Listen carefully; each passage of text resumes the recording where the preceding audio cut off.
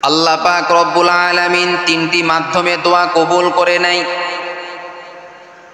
আল্লাহ পাক রব্বুল আলামিন বলেন, বান্দা আমি আল্লাহ তিনটি মাধ্যমে দোয়া কবুল করে নেই। আমি আল্লাহ চাই না আমার কোনো বান্দা জাহান্নামের মধ্যে চলে যাক। তিনটি মাধ্যম রয়েছে দোয়া কবুল হওয়ার। আমরা যখন দোয়া করি এই দোয়াটা আল্লাহ তাআলা সঙ্গে সঙ্গে কবুল নাও করে নিতে পারেন।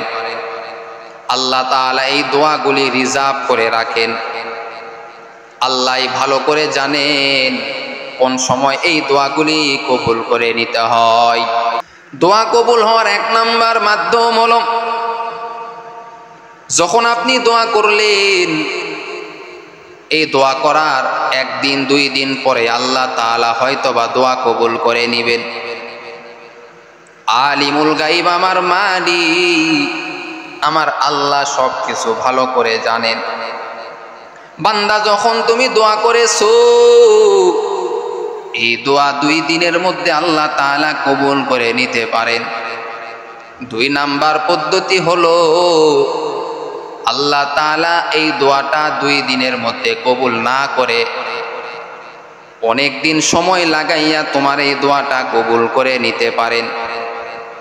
কেমনে তুমি কি জানো? বান্দা তোমার 50 লাখ টাকা লাগবে, আল্লাহর কাছে দোয়া করেছো, ও দয়ার মালিক আল্লাহ তুমি আমার 50 লাখ টাকার ব্যবস্থা করে দাও। আল্লাহ তাআলা ওই সময় তোমার দোয়া কবুল করেন নাই। এমন একটা অসুস্থ তুমি হয়ে গেছো, এমন অসুস্থ হয়ে গেছো যেই অসুস্থ রোগ ভালো করার জন্য, ওই রোগটা ভালো করার জন্য তোমার 50 লাখ টাকারও বেশি টাকা তোমার খরচ হয়ে যাবে। আল্লাহ তাআলা এমন রহমত তোমার উপর নাজিল করবে, এমন রহমত নাজিল করবে যেই 50 লাখ টাকা তোমার খরচ হইতেছিল ওই 50 লাখ টাকা তোমার খরচ হবে না। অল্প কিছু 10,000 টাকার মধ্যেই তোমার ওই কঠিন রোগ আল্লাহ ভালো করে দিবেন। বান্দা তুমি যে 50 লাখ টাকার দোয়া করেছো এই 50 লাখ টাকা আল্লাহ তাআলা তোমাকে দেয় নাই, কিন্তু তোমার রোগ ভালো করে দিয়েছেন। আল্লাহ তাআলা এমনও করতে পারেন। এজন্য বান্দা দোয়া করার পরে যদি সঙ্গে সঙ্গে কবুল না হয় দোয়া, তাহলে তুমি মন খারাপ করবা না, তুমি বরং মনে করবা এর মধ্যে অনেক কল্যাণ রয়েছে। 3 নাম্বার দোয়া কবুল করেন আল্লাহ কিভাবে? তুমি আজকে দোয়া করেছো এই দোয়াটা আল্লাহ তাআলা রিজার্ভ করে রেখেছেন, তোমার দোয়া আজকে কবুল করেন নাই। এই দোয়াগুলি আল্লাহ তাআলা জমা করে রেখেছেন।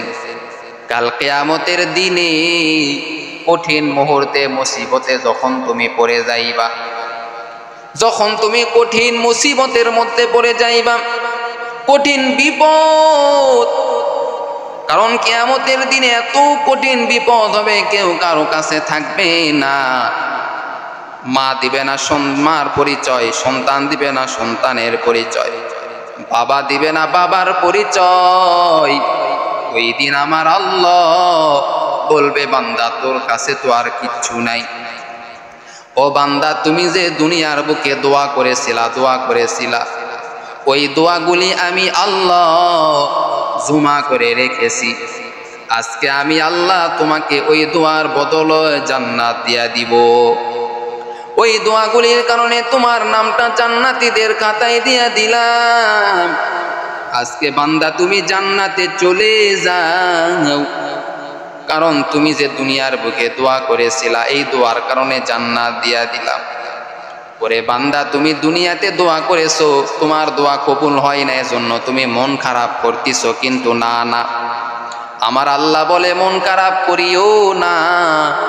মন খারাপ করলে বান্দা তুমি বিপদে পড়ে যাইবা। আল্লাহর লীলা খেলা বোঝা বড় কঠিন। আমার আল্লাহ যা বুঝে বান্দা তুমি তা কখনো বুঝতে পারো না। এজন্য ওরে আল্লাহর বান্দা, কখনো তুমি মন খারাপ করবা না দোয়া করিয়া।